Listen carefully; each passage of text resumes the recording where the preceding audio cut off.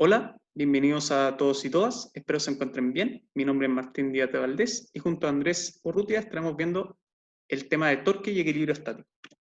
Los objetivos que buscamos lograr hoy día serán comprender el concepto de torque y caracterizar a los cuerpos en equilibrio estático. Para partir, tenemos que definir qué es torque. Y torque, o momento de una fuerza, es la capacidad de una fuerza de producir rotación sobre un cuerpo rígido en torno a un eje de rotación. Ahora bien, vamos por partes y destacamos lo importante, que es el torque es el producto de una fuerza que se aplica sobre un cuerpo rígido, es decir, que no se dobla, que está anclado o asociado a un eje de rotación y que genera rotación en este cuerpo.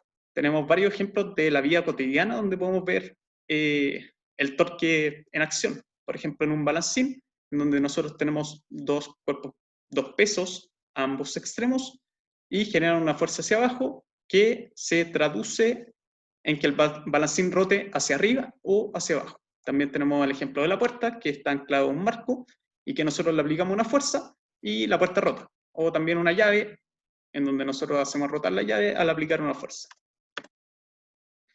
Ahora, ¿de qué depende el valor de este torque? La energía asociada a esta rotación depende de la distancia a la que se aplica la fuerza, la magnitud de la fuerza y el ángulo con que se aplica la fuerza. Veamos cómo se comportan estas tres variables con el siguiente ejemplo. Imagínense, estamos en su casa, departamento, y empiezan a aplicar una fuerza a una puerta, o lo pueden hacer ahí en vivo. Si ustedes aplican una fuerza muy cerca del eje de rotación, les va a costar mucho mover la fuerza, les va a costar mucho mover la puerta, perdón. En cambio, si la aplican en el extremo opuesto, la puerta se va a mover sin problema, se va a generar una rotación sin ningún problema. Si ustedes aplican mucha fuerza, van a generar un portazo, y si es que el ángulo con que aplican la fuerza es en 90 grados, como se ve acá, es perpendicular al eje que pasa por el eje de rotación, perpendicular a esta línea que pasa por el eje de rotación, entonces va a girar sin ningún problema. Pero si la fuerza tiene dirección y sentido hacia el eje de rotación, vamos a estar empujando la puerta hacia el marco, no va a pasar absolutamente nada. ¿Y cómo calculamos este valor? ¿Cómo cuantificamos el torque? Utilizamos esta fórmula de acá, en donde nosotros multiplicamos la distancia en metros, la magnitud de la fuerza en newtons y el ángulo que se representa como seno de θ. Al tiro explico esto último de acá.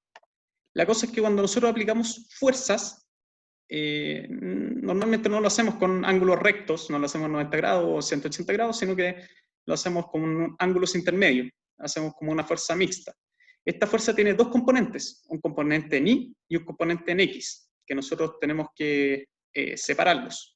A nosotros solamente nos interesa el componente en Y, porque el componente en X no va a hacer nada más que empujar la puerta hacia el eje de rotación o en contra del eje de rotación.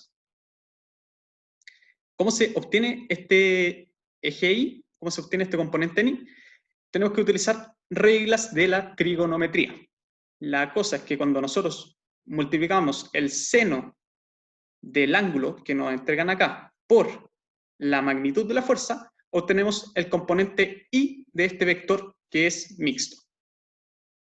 Si recordamos, el seno del ángulo es igual a la relación entre el componente en Y, o la altura de un triángulo rectángulo, partido por la hipotenusa. Y si nosotros pasamos multiplicando la hipotenusa, obtenemos la altura, que se forma en este triángulo con el componente Y y el componente X. ¿Qué pasa si nosotros reemplazamos todos estos valores en esta fórmula de acá? Obtenemos lo que se ve aquí abajito, donde el torque es igual a la distancia en metros con la que se aplica la fuerza por la magnitud de la fuerza, que en este caso asumimos que era 10, o 10 newton, acá aparece, por el seno de 30 grados, lo que nos da un total de 15 newton por metro. Esta es la unidad de medida que se utiliza para el torque. Como dije, el valor del torque depende del ángulo con que se aplique la fuerza, y tenemos torques máximos, torques nulos y torques mixtos o parciales. El torque máximo se genera cuando toda la fuerza, toda la magnitud de la fuerza está en el componente Y, cuando es perpendicular a esta línea que pasa por el eje de rotación. En cambio, podemos producir un torque nulo si la fuerza se aplica en dirección al eje de rotación, como vimos con la puerta, que la empujamos hacia el marco. La puerta no va a rotar. O si es que la aplicamos en el marco, en el eje de rotación mismo. Ahí se genera un torque nulo. Y el torque parcial es cuando nosotros, como vimos en el ejemplo anterior, aplicamos fuerzas con otros ángulos intermedios. Ahora, ¿el torque generado es positivo o negativo? Positivo y negativo siempre por convención, y la convención que se utiliza ahora es que cuando nosotros aplicamos una fuerza que es en sentido antihorario, lo consideraremos positivo, consideraremos que se genera un torque positivo. En cambio, cuando lo aplicamos en sentido horario, consideraremos que el torque es negativo. Acá en el reloj tenemos un ejemplo de cómo sería un torque positivo, o sea, de fuerzas que generan torque positivo y fuerzas que generan torque negativo. Ahora, que la fuerza vaya hacia la izquierda en un diagrama de cuerpo libre no significa que se genera un torque negativo. Nosotros consideramos que las fuerzas que van a la izquierda, por convención, son negativas, pero eso, en este caso, puede generar un torque positivo. Ahí depende si está en sentido antihorario o en sentido horario. Y recuerden ver esto en diferentes dimensiones. Si nosotros abrimos una puerta hacia nosotros, la puerta se mueve o la fuerza se aplica en sentido horario y por tanto se genera un torque negativo. ¿Y qué pasa si hay más de un torque? ¿Qué pasa si nosotros empujamos en dos direcciones al mismo tiempo? Bueno, la rotación va a equivaler a la sumatoria de los torques. Como ven en esta foto acá, en un balancín o sube y baja, cuando nosotros tenemos dos personas en los extremos, podemos llegar a un punto de equilibrio, en donde los torques generados por esta persona se anula con el torque generado por esta persona. Ahora, es importante destacar que el torque es un vector, tiene dirección, sentido y módulo. El módulo estará dado por la fórmula que ya vimos, que es la distancia por la fuerza por el seno del ángulo. La dirección y sentido se determina por la regla de la mano derecha. ¿Qué quiere decir esta regla? ¿O a qué se refiere esta regla? Es que cuando nosotros seguimos el movimiento de rotación con nuestra mano derecha, juntando los dedos con la palma, el pulgar determina hacia dónde está la dirección y el sentido del torque. Ahora, también podemos aprendernos que cualquier fuerza que se aplique en sentido antihorario va a ser positiva, va a generar un torque positivo, y las que se aplican en sentido horario van a generar un torque negativo. Y la dirección del torque va a ser perpendicular al plano en donde se ubican las fuerzas, como se ve en esta animación que está acá. Un ejemplo en donde podemos poner en práctica todo esto, porque si nos dicen que se genera un torque que sale del plano, uno no entiende o no se la cree, es con el siguiente experimento. Si es que nosotros tenemos una rueda que se hace girar en sentido antihorario, siguiendo este movimiento con la regla de la mano derecha, con nuestra mano derecha, vamos a ver que se genera un torque que sale de la rueda, que va hacia afuera, acá con la flecha en rojo. A su vez, esta cuerda que está amarrada al extremo de este palito va a generar un torque, se está aplicando una fuerza hacia arriba en torno a un eje de rotación.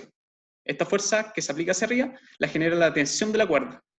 Y como se está generando una fuerza que se aplica en sentido antihorario, se genera un torque positivo hacia afuera. También podemos verlo con la regla de la mano derecha.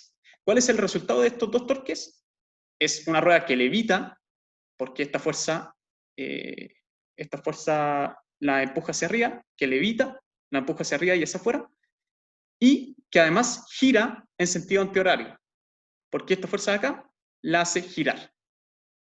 Al final de la cápsula de este video van a encontrar un video, exactamente, van a encontrar un enlace a este experimento.